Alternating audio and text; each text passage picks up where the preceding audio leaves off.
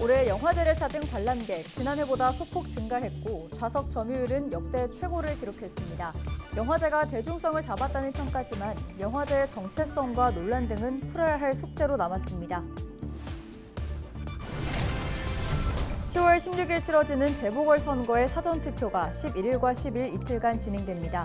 사전투표 첫날 지역 주민들은 지역 발전을 위한 인물을 뽑기 위해 투표에 나섰습니다. 부산시가 노인 행복도시 부산을 만들겠다며 하하 365 프로젝트를 발표했습니다. 시는 이를 통해 여가 복지시설을 확대하고 신노년 사회활동을 강화해 나갈 계획입니다.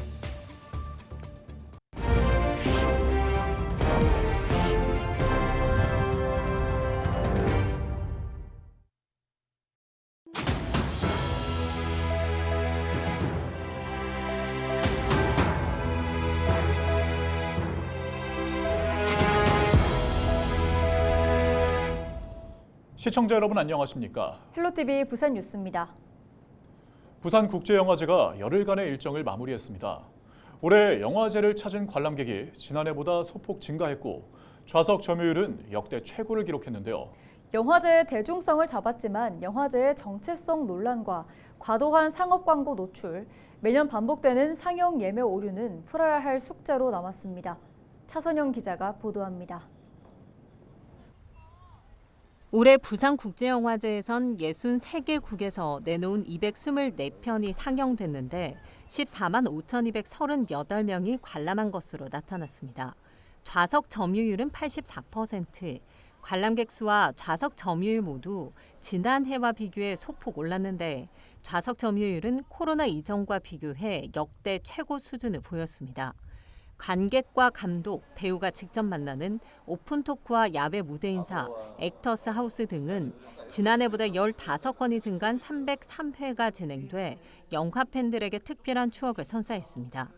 또 부산 지역 곳곳을 찾아가는 영화제인 동네방네 비프와 커뮤니티 비프는 최근 개방된 옛 부산시장 관사인 도무원 등 새로운 장소에서 관객을 만나 눈길을 끌었습니다. 부산국제영화제는 그 국비 지원금 축소에도 불구하고 작년보다 늘어난 224편을 공식 선정했고 46건의 이벤트를 포함해서 아시아 콘텐츠 필름 마켓, 아시아 콘텐츠 앤 글로벌 OTT 어워드, 샤넬 바이 비프, 아시아 영화 아카데미, 그리고 커뮤니티 비프와 동네 막내 비프까지 모든 행사를 성공적으로 치러냈습니다. 부산국제영화제 경쟁 부문에서 최고의 상으로 꼽히는 뉴커런트 상에는 박이훈 감독의 아침바다 갈매기와 태마우 나인 감독의 침묵의 외침이 선정됐습니다. 올해 신설된 배우상은 3학년 2학기의 배우 유이아와 허밍의 배우 박서윤이 차지했습니다. 풀어야 할 숙제도 남겼습니다. 부산국제영화제 일반 상영장 예매 첫날 인터넷 구매자가 한꺼번에 몰리면서 예매 오류가 발생했는데 영화제 측은 공식 사과하고 재발 방지를 약속했지만 쉽게 해결되긴 어려워 보입니다.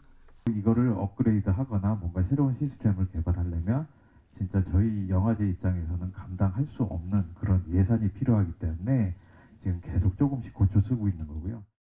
대중성을 확보하기 위해 OTT 오리지널 영화를 영화제 사상 처음 개막작으로 상영했고 일본 TV 시리즈 고독한 미식가의 극장판인 고독한 미식가 더 무비도 오픈 시네마에 초청돼 인기를 끌었지만 영화제의 정체성을 둘러싼 논란도 일었습니다.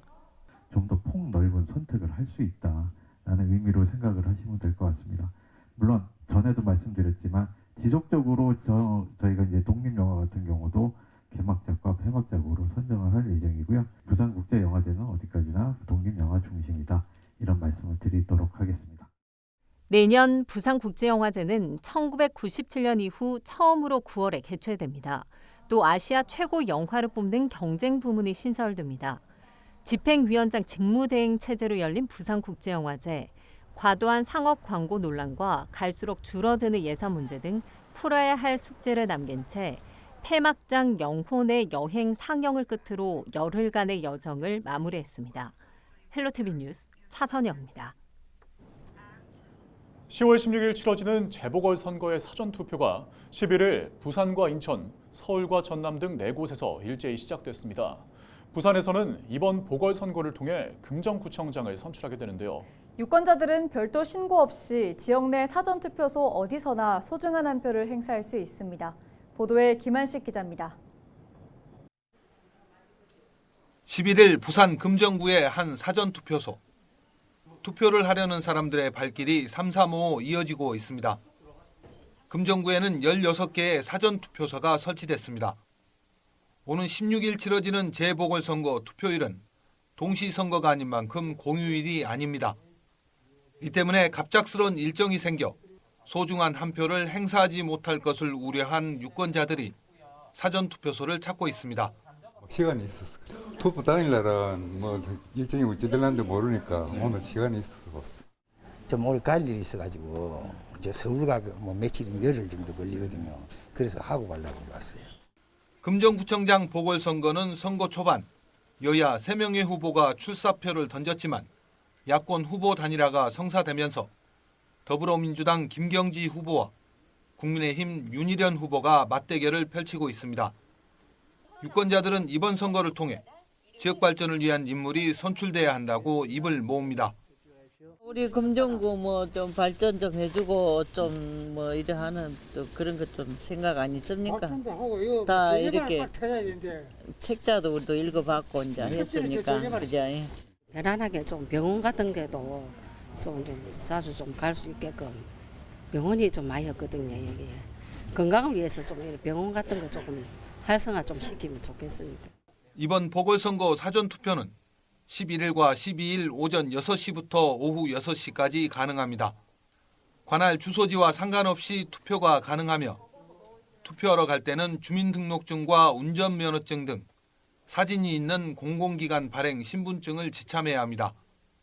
기표를 잘못하거나 투표용지를 훼손하는 등 유권자 본인의 실수로는 투표용지를 다시 교부받을 수 없으니 기표 시 유의해야 합니다. 지난 총선 금정구 지역 사전투표 1일차 투표율은 12.31%, 제8대 지방선거에서는 10.79%를 기록했습니다. 헬로티비 뉴스 김한식입니다.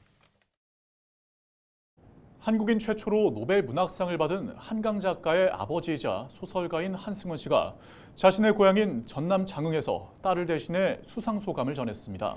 한강은 자신을 뛰어넘은 작가라고 평가했습니다. 장혜원 기자입니다. 노벨 문학상을 수상한 한강 작가의 아버지이자 남도의 문인 출신인 한승원 소설가.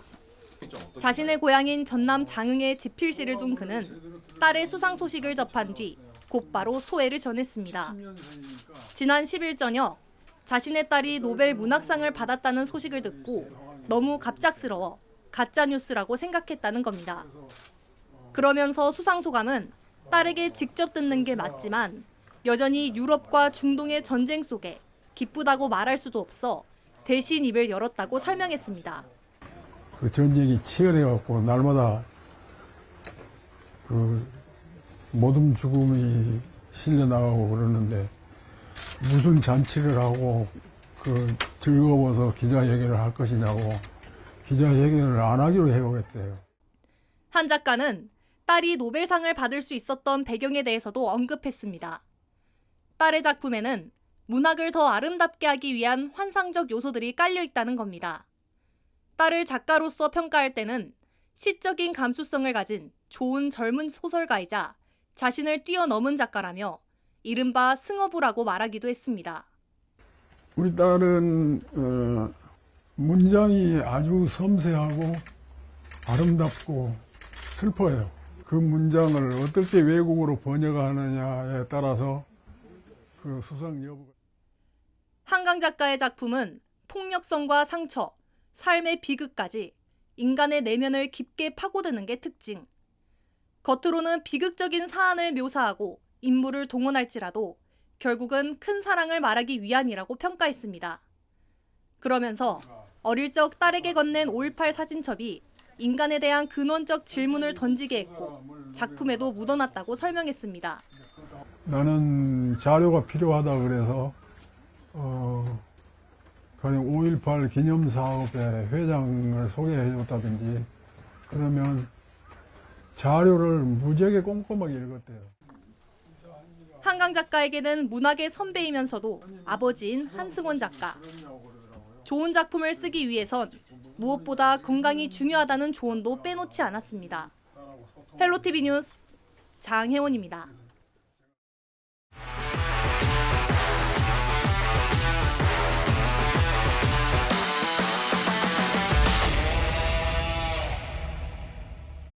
드디어 개막한 제105회 전국체육대회.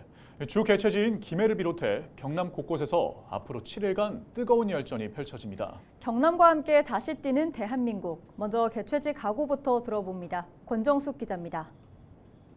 전국체전을 밝힌 성화가 주 개최지 김해에서 피올랐습니다. 강화도 만이산과 김해 구지봉, 통영과 합천에서 각각 체화된 뒤 경남에서 하나로 합쳐진 성화입니다. 644명 주자의 손을 거쳐 경남 18개 시군을 달려온 불꽃이 타오르면서 제105회 전국체전도 성대한 막을 올렸습니다. 오랫동안 준비를 했고요. 특히 안전하게 행사가 진행이 되도록 신경을 많이 썼습니다. 아울러서 각 지역별로 많은 문화 행사들을 체전 기간에 함께 개최함으로 인해서 안전하면서도 문화체전이 같이 되도록 준비를 했습니다. 이번 대회에는 2만 8천여 명의 선수단이 참가해 49개 종목에서 갈고 닦은 실력을 겨룹니다. 파리올림픽 메달리스트부터 해외 동포 선수단 유망주까지 총출동했습니다. 선수들의 각오는 남다릅니다.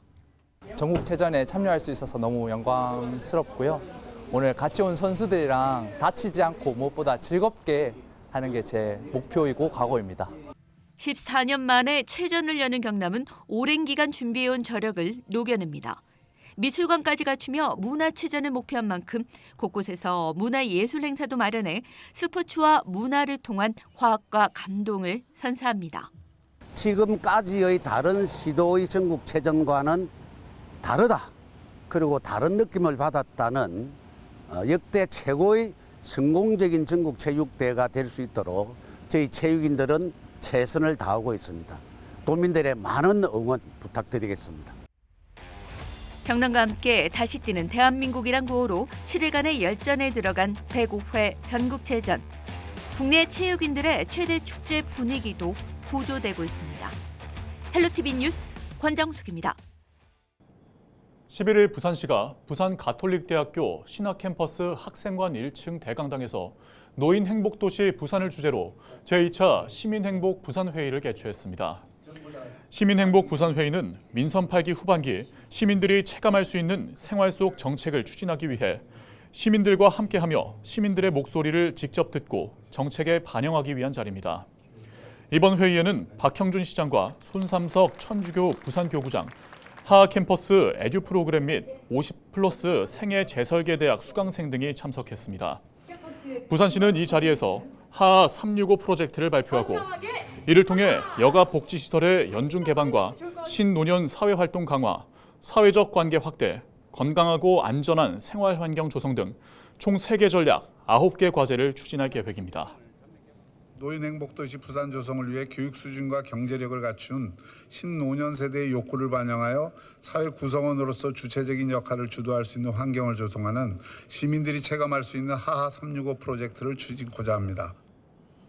부산 지하철 노사가 지난 10일 임금을 포함한 단체 협상 최종 교섭에서 잠정 합의안을 극적으로 마련했습니다.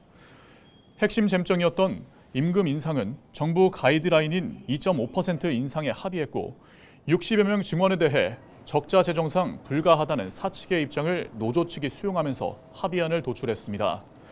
잠정 합의안이 노동조합 대의원 대회에서 인준되면 노사 양측은 정식 합의서를 체결하고 5년 연속 무분규 사업장이 됩니다. 중구의회가 망향로 일원 고도 제한 철폐를 촉구하는 성명서를 채택했습니다. 중구의회는 11일 303회 임시회 1차 본회의에서 부산광역시 중구 망향로 일원 고도 제한 철폐 촉구 성명서를 의원 전원이 만장일치로 채택했다고 밝혔습니다. 의회 측은 고도 제한 규정이 현재 중구의 도시 환경과 맞지 않고 지역 발전을 저해하고 있다고 밝혔습니다.